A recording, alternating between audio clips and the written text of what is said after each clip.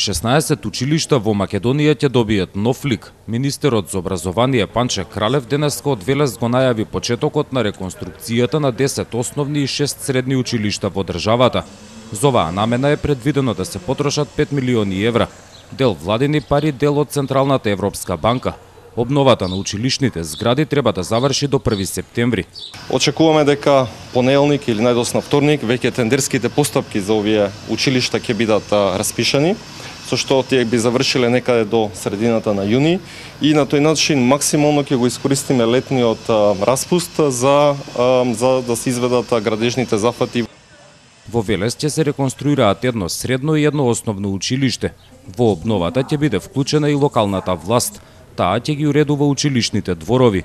Сега приоритет ќе дадеме на средувањето на клупите, на корпите, на осветлувањето доколку има некоја сјалица да се замени и нормално да средиме хортикултурно околината.